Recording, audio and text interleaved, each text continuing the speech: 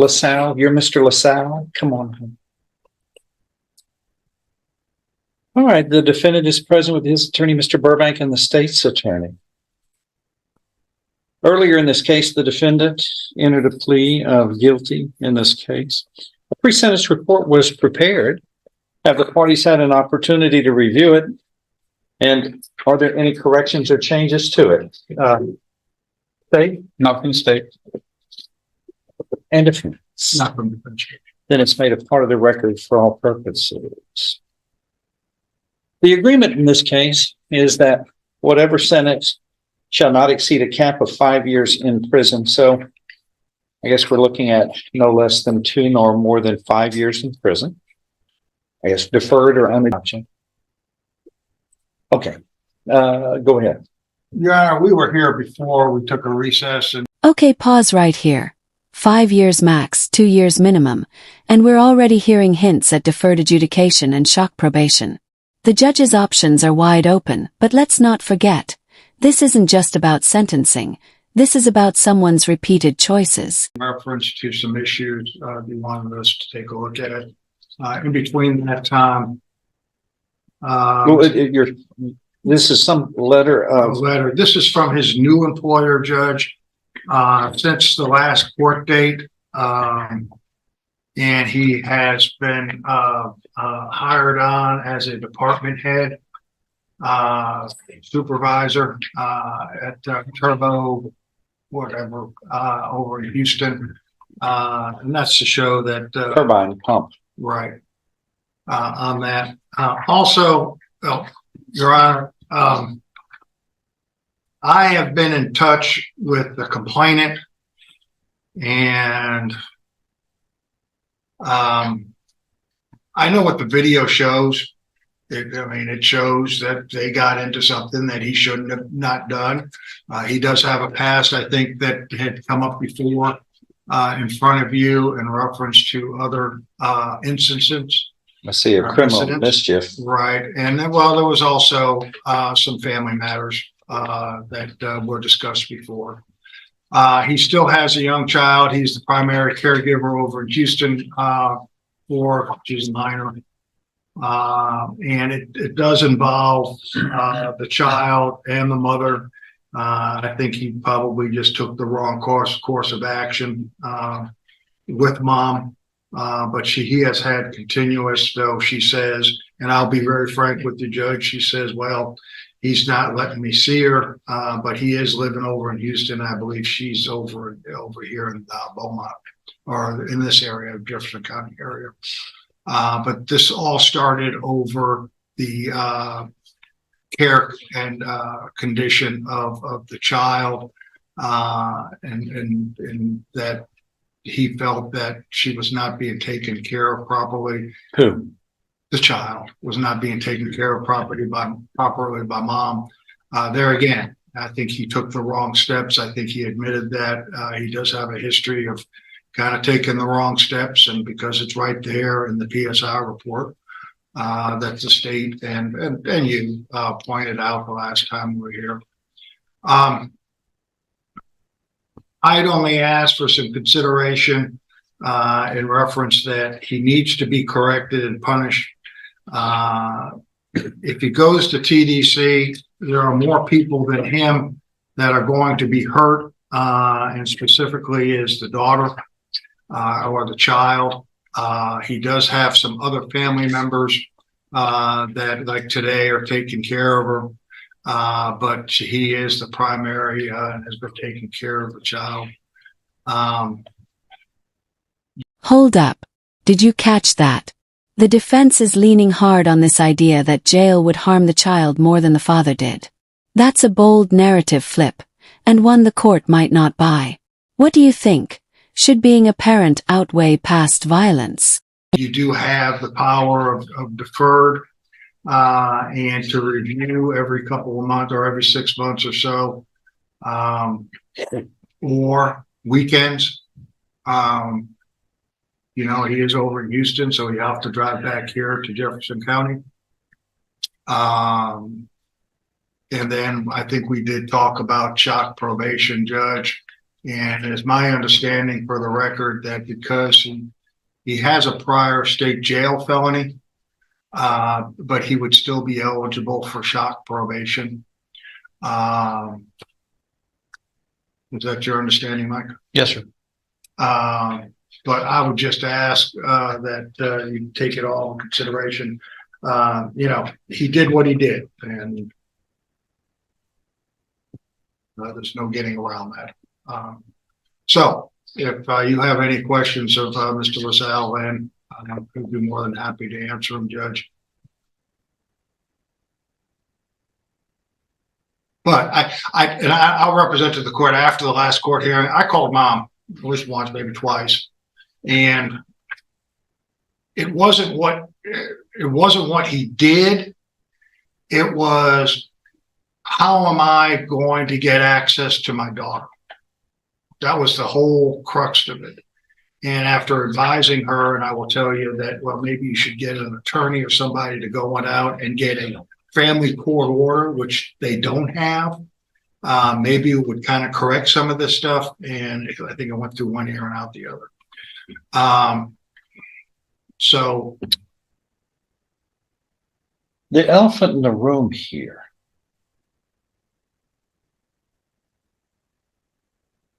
A couple of elephants are in the room here. I wasn't going to punch my ticket on that one, Judge.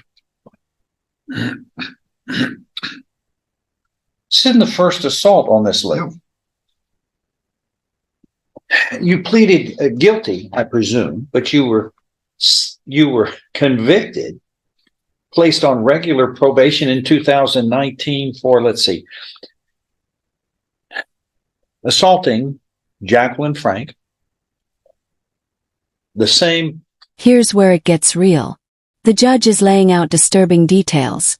Scratches, choking, fists flying, and all of this happening near a child. At this point, the courtroom isn't just looking at a defendant. It's looking at a pattern. Complainant here. Let's see. By scratching her face with your hands, and at the time, there's a family member. And I'm looking here that the probable cause affidavit was again, let's see, he was communicating with the defendant, leaving work, advising him she was coming to get her daughter. LaSalle kept telling her he was bringing her, found LaSalle in the parking garage of the hospital. LaSalle appeared intoxicated, used his right arm to wrap around her neck and telling her to shut up, then let her go. She attempted to grab her child. He began to claw at her face and eyes, kept swinging at her with his fists, but missed due to his intoxication. The complainant had a large bleeding scratch on her right lower arm and also multiple red marks and slight bruising on her face and neck. Her mouth was bleeding from a scratch on the inside, but wasn't aware where the blood was coming from. Okay, so a big deal was made about this. You come into court with a bunch of strangers who now enter into your personal lives because you aren't acting responsible and peaceful. Are you married to this lady? Yes, sir. Okay, well, and if sometimes for one thing, and when all this happens, which has happened several times, this is what was presented. This is from her, and here, that's a mistake. I don't understand why because we all know what happens is, and it happens in this kind of relationship, and it never happens from the male's point. It's always the woman, but the woman's kind of stuck in a situation.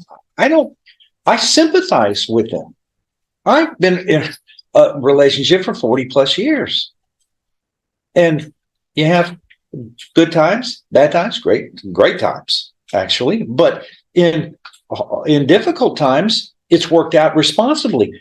I don't go scratching and punching and threatening. And some of these people are put in an environment they're victimized to where they really don't have that. They want a relationship that's peaceful, but you make this a living hell for this poor lady.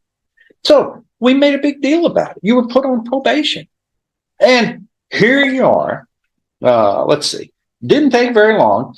You were placed on probation for a year in 2019. So I guess you were released in 2020. So let's jump ahead to June of 21. A year later, opens her vehicle, grasps her by the throat with both hands, throws her keys on the ground, grasps her by the hair, drags her, causing her to scrape her arms and legs. Well, that almost seems familiar. Held her down in the parking lot by applying pressure to the back of her head, causing injury to her face. Hold on, though. Where's the child during this? Right there at the scene? I'm sorry. Let's see. Beating the truck. Boom. That was a direct hit. The judge just called him a bully. And not just any bully, one who targets women. And let's be clear. This isn't just venting, this is groundwork for why probation might not cut it anymore. And shouting at their daughter. My daughter was. No, I'm sorry. This says Lau came to her home on Harding Drive, began beating on her truck window and shouting at their daughter. He then followed her to the Conoco, located at East Lucas Drive, reached in the window of her vehicle and grabbed her by the hair. No, I don't. When I'm through, Mr. Bully, you can speak. I tell you, guys who beat up women and girls, pick on girls, they tend not to pick on guys, but you push around girls. I don't like that. That's you interrupted me again. You're a bully. You like to have it dominating your way. But in here, we have the rules. You'll get a chance to speak, Mr. Bully. But you've struck my sensitivity. First time, shame on you. Second time, shame on me if I don't hold you accountable. Well, you don't bully people, especially people you claim you love, who are women. And I don't see in your criminal history picking on guys. Isn't that interesting? I see a possession of marijuana, possession of controlled substance,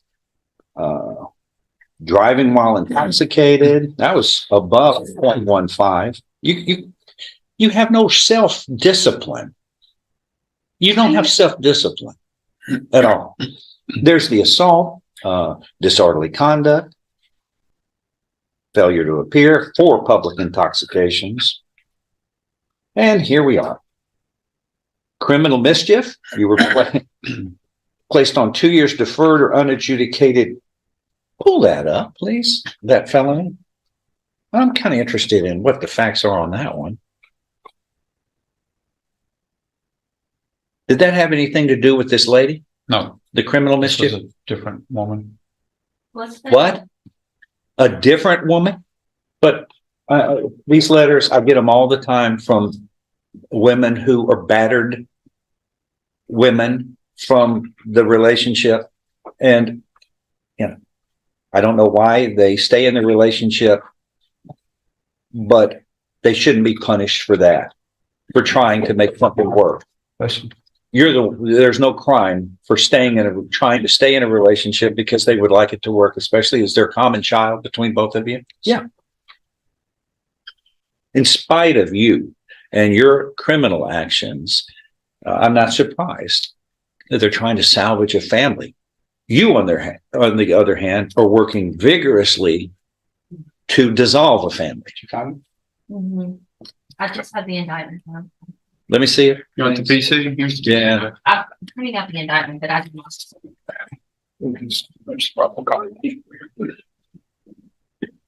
Let's see. Destroy an automobile by jumping on and kicking said car, throwing an unknown object at said car without the consent of Carolyn Evans, the owner of the vehicle. Another woman is a complainant. another girl.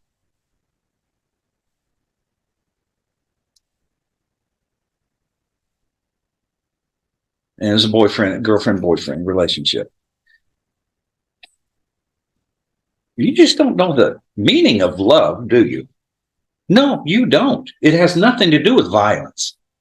But this is the third female that you are in a relationship with that you've assaulted or was involved in assaulting your property. You observe the defendant exit his vehicle, go to the apartment.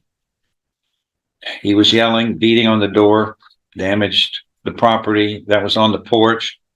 Then you were witness to go to the car, cause over $2,000 worth of damage. Then get in your black Chevy Camaro and not stand around and try to explain or fix the mess or wait for the police, but you fled. You fled.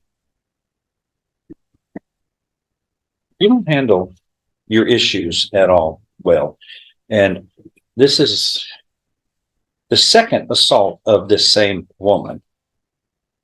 A third involvement of some kind of assaultive behavior to another woman, a third time. But once again, that's somehow you just feel like you were the dominant species and you forgot that we're all in this together. And a woman, lady, has as much rights to live peaceably as you do, in spite of your rules of behavior. So you see, I don't like these facts. And it's not like I don't have experience in dealing with relationships with a woman.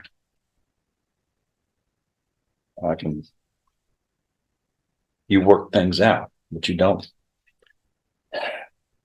damage their property. You don't scratch their face. You don't grab them by the throat with your both hands and by the hair and drag them. So, anything you want to say? I apologize for everything that I've done, but How do you take it back? How do you fix it? You're supposed to fix it by, if you make a mistake, you learn from your lesson. You go, I touched the stove, and it burnt my hand. I definitely. But you keep grabbing at the stove. You know it has consequences. A bunch of strangers now, me, for example, are in your life, your personal life, because you are irresponsible in dealing with your personal life. And it's one thing if you want to just beat the heck out of yourself or scratch yourself or, that's bizarre, but not others. In front of children. They've got to see this. They've got to see the results of it. Don't tell me they don't. But this is the third time, sir. I just... Judging them. And then I also pointed out that you were placed on probation, then pleaded true on this. This was that criminal mischief. Then you pleaded also pointed out the motion and it's true to some violations that resulted in of probation. So you've been on probation twice, right? Yes, sir. Now, for this, number one, for this state jail felony on the criminal mischief, and it was revoked. And then you were sentenced to 16 months in the state jail. Then this assault family violence.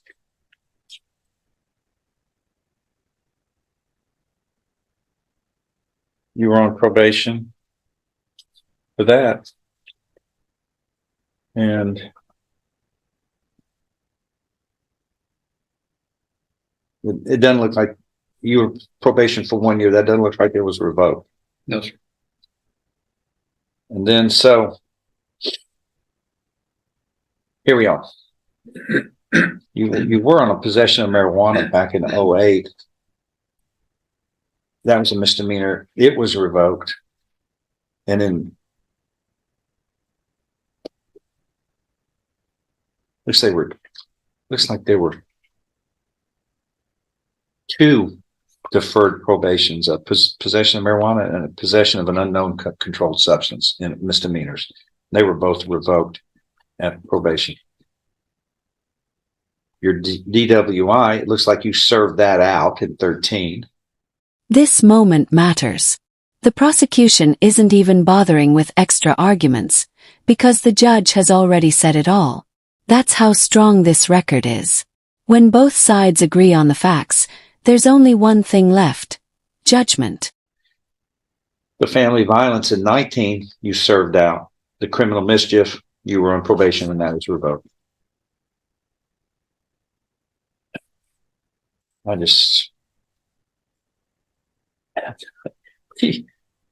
We just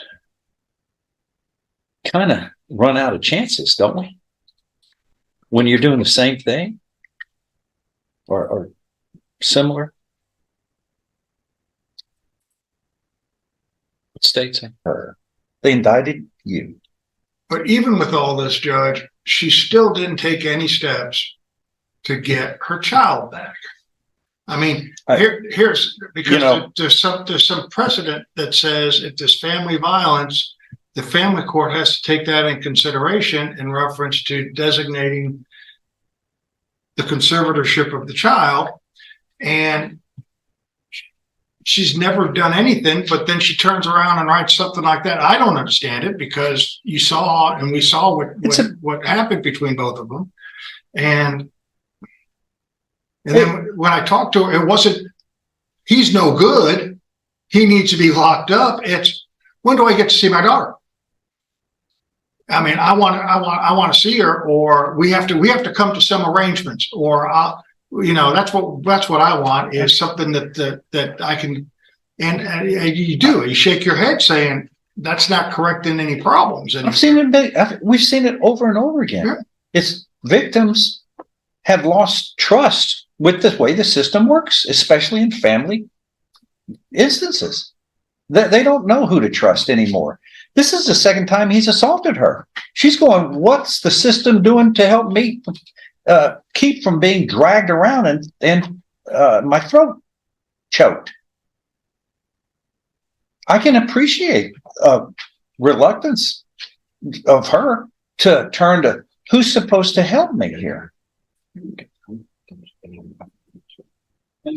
Just terrible, Mr. LaSalle. You ought to be the poster child for breaking up families, not putting them together, sir. Really. I've never, it happens, but it's terrible. I mean, a family is one of the most wonderful gifts we can all have, but you don't take a precious gift and choke them. You don't scratch their face. That's just terrible. And this court stands for something different from that. Anything else? If not, I'm going to find you have pleaded guilty here voluntarily. You are mentally competent to do so. You understand the consequences of pleading guilty. There's sufficient evidence supporting your guilty plea from State's Exhibit 1 here, admitted in your plea hearing, to support the indictment, to find you guilty beyond a reasonable doubt. And I now find you guilty beyond a reasonable doubt of this third-degree felony. I'm following this agreement.